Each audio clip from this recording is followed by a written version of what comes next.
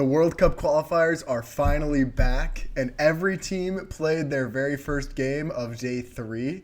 And the matchups were incredible. The games were exciting. There were upsets, there were heartbreakers, and awesome moments. So let's dive into everything. I'm only going to be covering the following 10 games listed on the screen here. And if you're wondering where my Team USA reaction is, don't worry, there's going to be its own video on both Team USA games. Hopefully they win against Mexico. You'll probably know by the time you're seeing this. So without further ado, enjoy my reactions to all the games. First game that I watched was Japan versus China. This was a tale of two halves. Japan looked like the better team in all aspects in the first half. In true Japan fashion, the ball never stuck on offense. They always looked for the next pass. They always found the right shot on each possession, and their ball movement was beautiful to watch. Yuta Watanabe looked like the ex-NBA guy on the floor. His mid-range was so smooth and unstoppable. He hit 2 contested turnarounds in a row, and he just looked so confident out there. He appeared to lose his touch and his confidence a little bit in the second half, but overall had a great game. Liao Senying on China impressed me a ton with his floor navigation and his shot making. He was clutch down the stretch. And I think China, they've needed just a consistent, reliable point guard for a very long time, somebody that can get their big men involved. And I think Senying can be that point guard for them. He Jining, it was a flamethrower out there. He had a ton of threes. He had 3 very timely steals throughout the game. Very good performance from him. Alex Kirk was the big man for Japan, and compared to Josh Hawkinson, he just looks so slow-footed. He's delayed on his rolls. He doesn't provide the floor spacing that Hawkinson does, and he did rebound well. I'll give him that. He had a couple of great putback dunks, but he was very outmatched by Hu, the Chinese center. I think the main takeaway from this game was that Japan was just outcoached coming into the second half. Dai Okatani, he struggled in his debut, in my opinion. Just a lot of adjustments that weren't made. Going into the second half, they were turning the ball over a ton. They weren't running the same sets and what was working in the first half. I guess credit to China's coaching staff for making those adjustments, but it took 6 minutes into the third quarter to get their first points. And the long ball was looking like such a nightmare for Japan. My question was, and I had this in my notes, where has Kaisei Tominaga been? They needed to sub him in far earlier than when he was subbed in. He was the only player hitting shots for Japan in the third quarter and early fourth quarter. And when he was out there, he played well, but just didn't get enough playing time and shouldn't have been sitting when the second half began. Overall, this was a great win for China. I'm excited to see how both of these teams do in their second matchup this weekend. It's now become a very tightly contested group. So let's talk Gilas, New Zealand. This one was such a heartbreaker. I think everybody was rooting for that last shot to go in from Dwight Ramos. Just hits the backboard, hits the rim. Sometimes that happens, though. It was a great game. New Zealand shot the 3 ball incredibly well. They got to the line a ton. I think if they were to hit their free throws, this game would have been over a long time ago. They definitely kept the Philippines in it with all of their misses. But their defense down the stretch was great. Gilas had great momentum going into halftime. Ramos hit a ton of shots. They just had a ton of momentum going into the half, but couldn't really convert in the third quarter. QMB was a little rough in this one. He fouled a lot. He missed a lot of shots inside. I think he's going to bounce back. I wouldn't be too worried about it. Dwight Ramos looked good other than the last 3-point shot, obviously. And honestly, his 3-point shooting throughout was pretty brutal. 1 for 10. You expect him to be better. When Justin Brownlee retires, Dwight Ramos is the number 1 option on this Gilas team. So I'm really, even though he missed that last shot, I'm really glad he was the guy to take it instead of a Justin Brownlee, for example. I think it's a great character building moment, and maybe he hits the next game winner that he takes. CJ Perez pulled his weight well. He looked good on offense, especially in the first half, and got a couple of key steals. So I think the biggest issue for Gilas was there was so much ISO ball, especially in the second half. The ball movement was minimal between players. I feel like there was always an opportunity to make the extra pass that just wasn't made. Towards the end of the game, there was a play where Justin Brownlee was taking it up. He gets a screen from QMB, and QMB does a short roll, finds AJ Edu cutting baseline for the dunk. And it looked beautiful, and they needed more of this all game. So I think in their game against Australia, if there's not off-ball movement, then they're going to get killed. Overall, I think Gilas' defense was pretty solid. They shut down Sam Menenga, who ended up getting his double-double, but I think his box score numbers look better than how he actually played out there. He shot very poorly. He turned the ball over a ton. And huge shout out to AJ Edu. He was clamping up Sam Menenga, who is the best player on New Zealand. And I think AJ Edu has the opportunity with Kai Soto to be the primary defender on any country's number one option, and also to be the anchor inside for this Gilas team. He looked great, and he gobbled up a ton of rebounds too. Gilas also limited their turnovers. They were +7 in the turnover battle, and they only had 1 in the fourth quarter. So if they were to convert on their shots, I think it would have been a super well played second half. Another negative here, what in the heck was going on with Justin Brownlee? He looked so checked out. Not only that he was missing shots, it looked like he got in his own head, that he didn't want to be there. You have to expect that he'll play better in future games, but he had just as many points as he did turnovers and just couldn't get it going on offense all game. I think overall, shout out to New Zealand. They played a great game, but you can't convince me that if Kai Soto was playing and Justin Brownlee had just an average game, Gilas doesn't win. I think overall, were probably the better team. They played not great team ball towards the end, but I think for the majority of this game, they were the better team.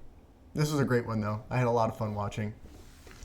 Next, I'll go over Angola versus Uganda. I wasn't even planning on watching this game, but it was my lunch break during work. I'm like, I'll flip it on. And this was a blowout. The 5 minutes in, and I already knew that Angola was going to run away with this one. It was really ugly. Uganda had 9 turnovers in the first 5 minutes and went down 17-3. It looked like a college Division I program going up against a high school JV team. It was pretty brutal. Angola was pushing the pace all game, and their full court defense on Uganda's ball handlers were proving to be way too much. I just think Uganda doesn't have enough guys that can dribble the ball. And it led to 35 turnovers. That's the most amount of turnovers I've ever seen in a basketball game. Chil Dundao, Mighty Mouse, as they call him, was so good in this one. He is such a jolt of energy for Angola and just so fun to watch. He forced turnovers left and right. He got his hands on everything. His stat line was one of the craziest I think I've ever seen. 15 points, 9 assists, 10 steals. And, come on. If you're the Angola coach, you got to leave him in the game, right? That's so frustrating that they took him out. 1 more assist, and he would have been just the 4th player in FIBA World Cup qualifiers history from all the regions to post a triple-double. But he individually made this game worth watching.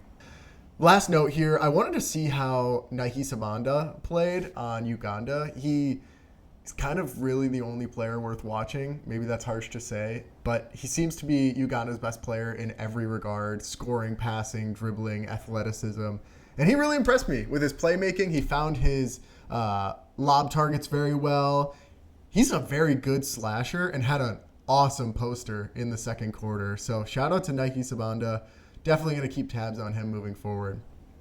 Let's talk about the best game in all of day one of these FIBA qualifiers, Jamaica versus Bahamas. And you could just feel the stakes the entire game. Both teams had just such high stakes to play for. Jamaica to qualify for the second round and potentially move closer to qualifying for their first ever World Cup.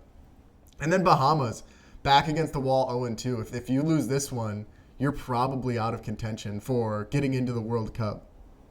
Bahamas came out firing, made their first 4 threes.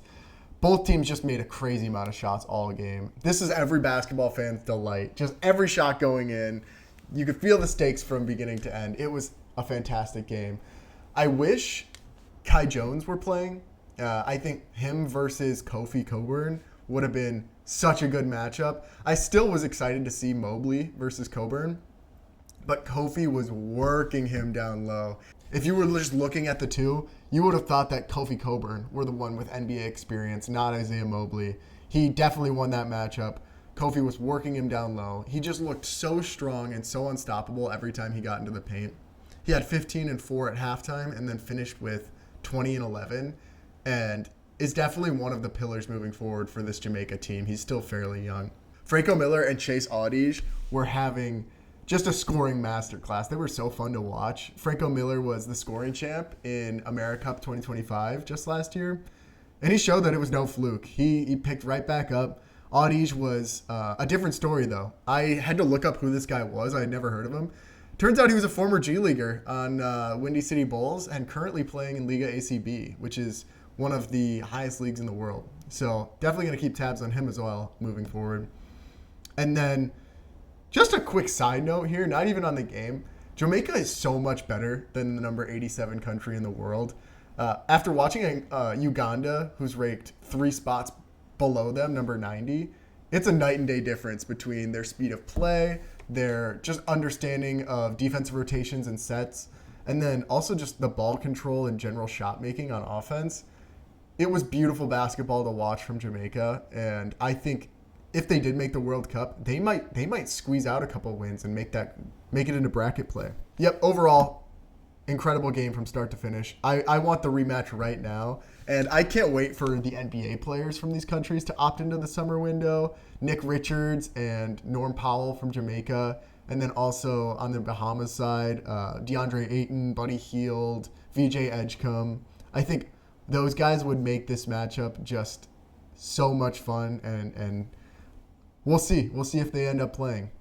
Next, we've got Puerto Rico and Canada. I caught midway through the third quarter and on in this one, and it did go into overtime, so I got a little bit of bonus there. The defensive intensity for Puerto Rico was apparent the second I started watching. You could tell that they felt that their backs were also against the wall and that they needed to squeeze out a win, or else they're probably not going to qualify in the tough Group B that they're in. Alfonso Plummer was a bucket. He made contested three-point shot after contested three-point shot. He had one when the shot clock was winding down at the end of the third quarter that audibly made me say, wow. And then I had another wow moment in the fourth quarter when he hit another moving three to tie it up at 70 with less than 5 minutes to go in the game. He was so good in this one and so fun to watch. The real winners in this game were Canada's point guards. They were exceptional. Keane played very well, stepped up in the second half and ran the point well. But the focal point here was Marcus Carr. He was awesome. He had 3 huge buckets late in the fourth. He was so good at just attacking his defender's top foot.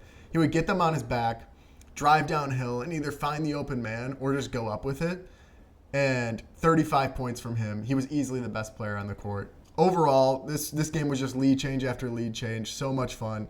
Unfortunately, Puerto Rico fell apart in overtime, and you could just feel the energy being sucked out of that building. Puerto Rico is so into basketball, and their fans are so lively and energetic, and you just hate to see that for them. Hopefully they can bounce back in the next few games, but it's going to take a lot for them to qualify. Now, next I want to talk about Iran versus Jordan, and I only caught a bit of this game, but huge win for Jordan against a historical juggernaut in Iran. The win was important for Jordan, but I think even more importantly, Jordan appears to have found their naturalized player moving forward in Jalen Harris. They tried Rondae Hollis-Jefferson last World Cup, didn't have much success there. Dart Tucker was solid for them, but he's 37 now.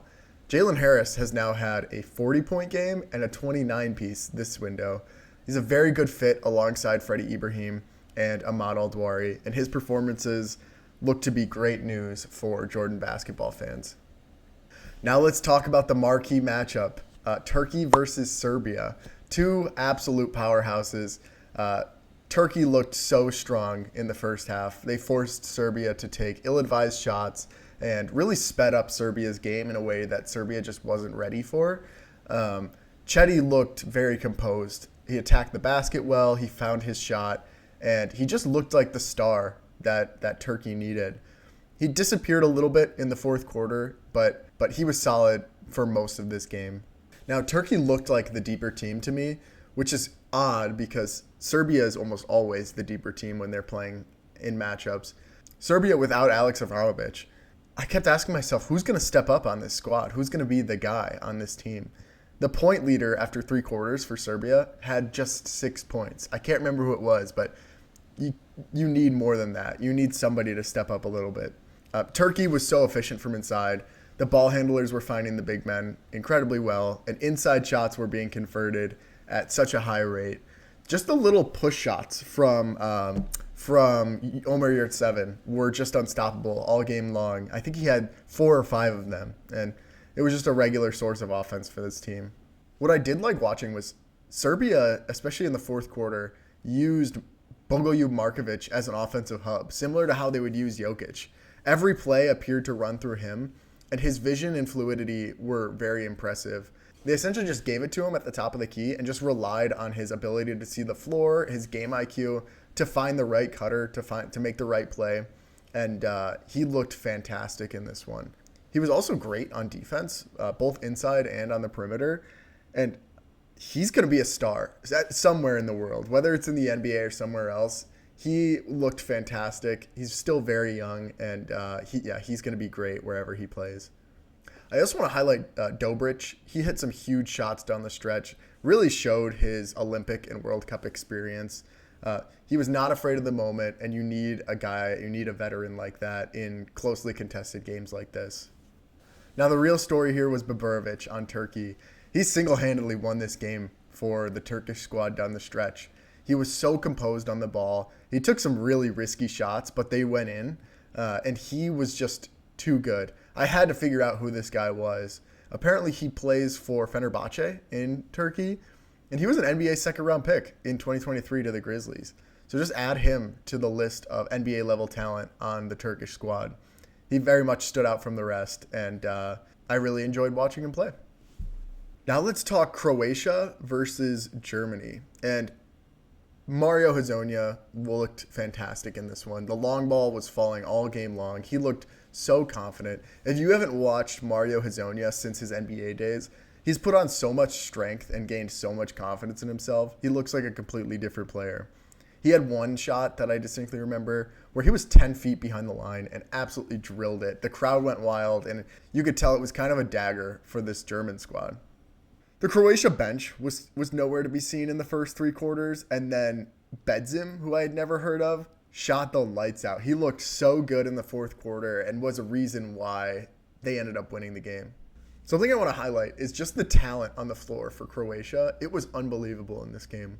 Jalen Smith, MVP of the Bundesliga a few years ago and longtime successful EuroLeague player. Mario Hezonja, their number one option, NBA level talent. He was great. Michael Ruzic, who is going to probably get drafted this year in the 2025 NBA draft, and Dario Saric, who had just played in the NBA about a month ago. You could tell that this talent was just too much for Germany. If both sides were at full strength, I think it would have been a tighter matchup, but just the upside for this Croatian team was too much for Germany. Johannes Thiemann was reliable as ever for Germany. He kind of served as a bailout option. Every single time Jack Heel or Kramer, whoever, was driving to the basket and got in trouble, Thiemann was always there as an outlet for them. He was cutting baseline, cutting opposite side, and just getting easy buckets at the cup from his off-ball cuts. He was great in this one and really served as the veteran leader for this squad. Let's talk about Jack Cahill a little bit. He might be special. He just looked smart out there. He was finding the open man, using the glass when it was advantageous to him. He was getting over screens.